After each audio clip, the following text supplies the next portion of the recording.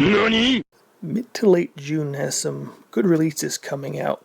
June 16th in particular, as we got Shredder's Revenge, Redout 2, which is a PS1 game Wipeout successor, it appears, and Starship Troopers Terran Command. Terran Command is based on the 1997 movie by Paul Verhoeven, who has a very unique style that can be found in his other movies like RoboCop and Total Recall. If you haven't seen these movies, I highly recommend watching them and being very sus of the sequels and remakes. The dev team, The Aristocrats, is not one I'm familiar with, but I am familiar with the publisher Slytherin, who have a list releasing average to okay tactical strategy games. So let's appreciate this title screen. We have a FedNet feed, this propaganda stylized artwork. We even have date, time, temperature in the corner, which is a nice little touch. The game consists of one tutorial, 19 mission campaign, and 2 challenge maps for $30. Let's go into the game that sets up the movie vibe in the tutorial using the Fubard Battle of Klendathu. We now take you live to Klendathu, where the invasion has begun.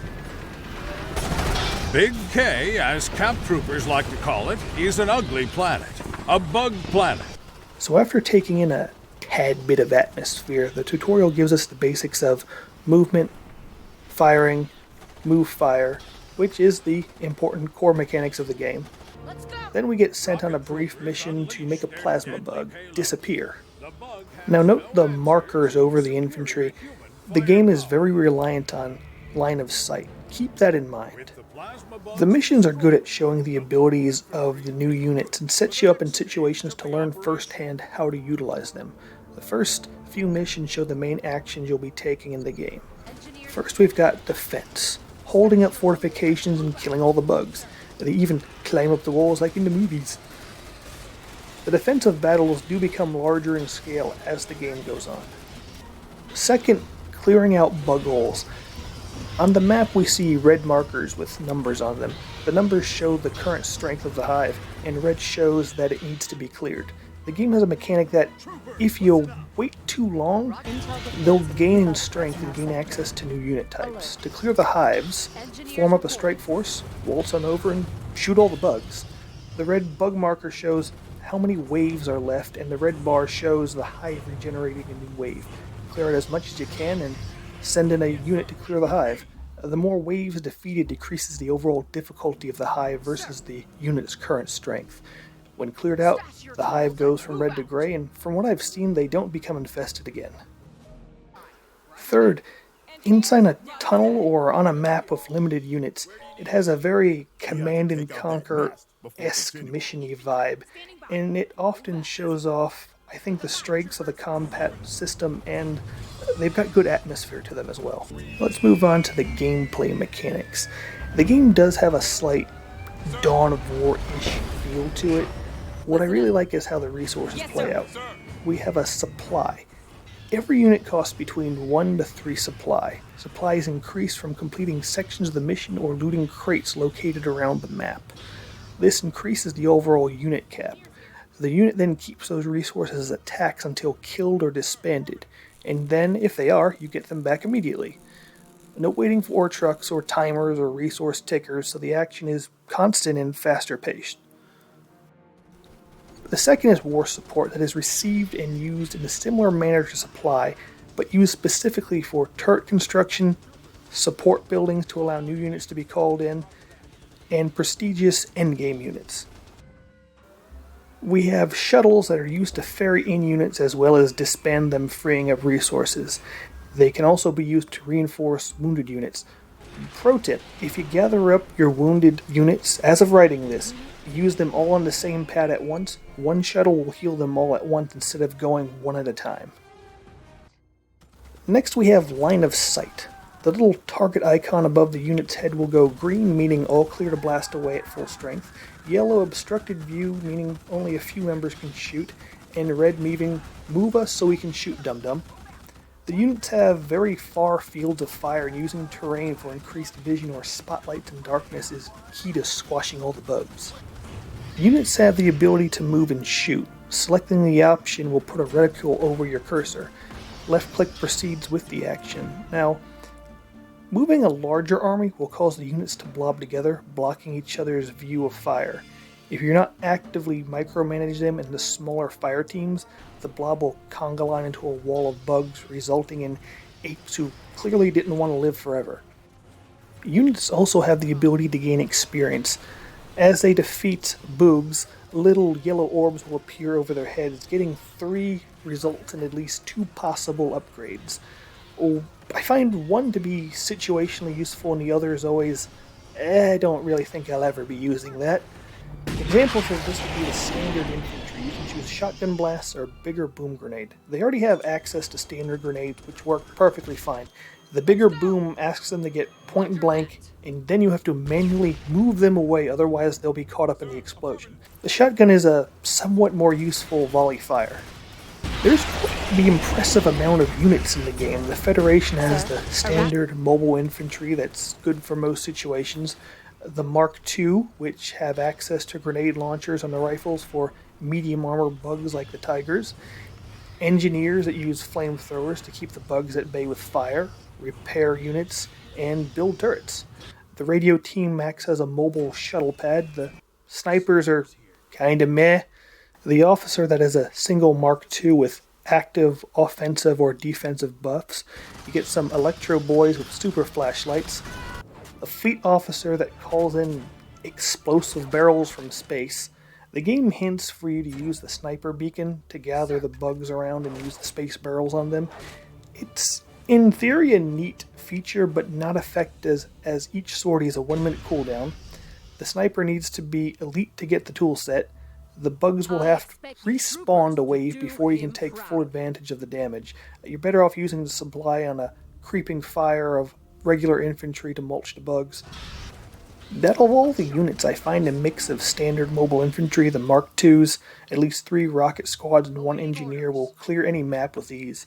You do get access to the movie Marauders late game and the power armored troops, which are much closer to the book version of the Marauders, and I believe they were in the movie universe animated movies. bOOgZ have standard fodder like the drones, the chariots, and the warriors. Then they get tigers, which are just tougher warriors, the royal guards, which are tougher tigers, the acid bugs that'll pick you off at range, plasma grenadiers that'll lob plasma mortars, the flying bugs that don't really do much, as they're so weak they're easily shot down before they do anything. We got the roly-poly explodey types, big plasma bugs that are stationary artillery that you have to go out of your way to kill, otherwise they'll shoot giant rings of plasma death on you.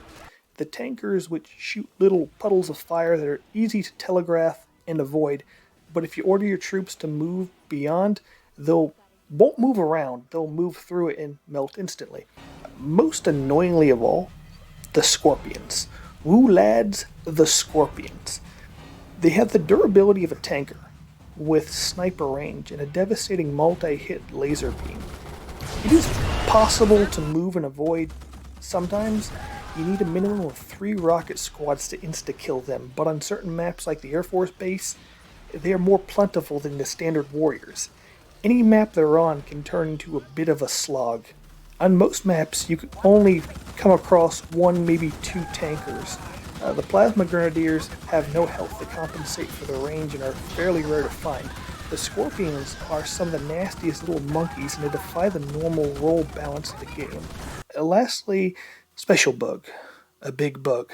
A brainy bug. And I think I've covered most of the topics, so let's move on to some notes and perhaps improvements.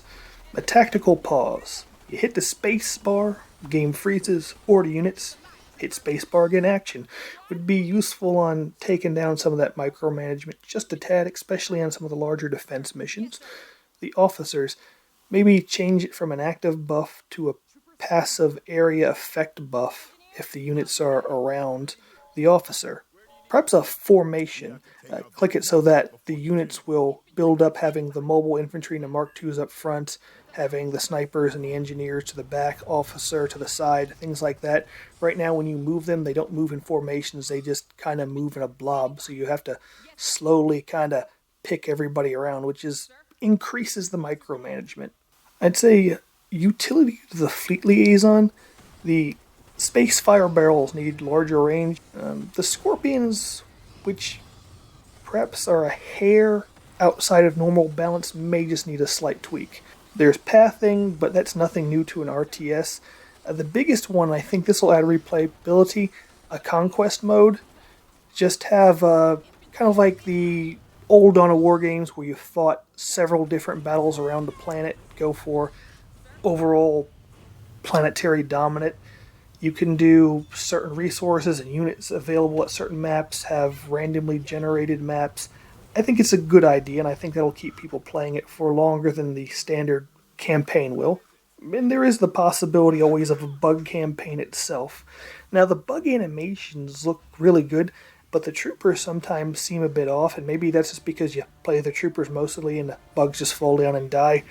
But sometimes the sound and the animation are slightly off sync, or some of the sound seems to be missing at times, so they just need a slight bit tuning. In closing, the game is an average bare-bones RTS that accomplishes what it sets out to do. The game doesn't set out to reinvent the genre, as it doesn't need to. It's a fully functional, playable game. No crashes, freezes, it's designed to keep you in the action, squishing bugs, and it does just that. The team touches on the gist of the movie fine, it adds little details like naming your division, the clock on FedNet and the main screen, and I'd gladly pay for more content like additional campaigns. The game currently retails at $30, but with only a 12-hour-ish campaign at the moment, I'd say 20 is a tad more fair. With what they built up so far, a few tweaks and additional content will go a long way. It's hard to find a Starship Trooper game these days, and this one is listing in the right direction, so I support the devs. I'm doing my part. Are you? All-out war rages on Kwalasha. Would you like to know more? Federatsiagrad, the planet's capital, is the scene of bitter fighting as the mobile infantry mount a stalwart defense against the invading bug hordes. Local forces are surrounded, but help is on the way. The Sky Marshal vows not one step back, dispatching the full might of human technology to hold the line.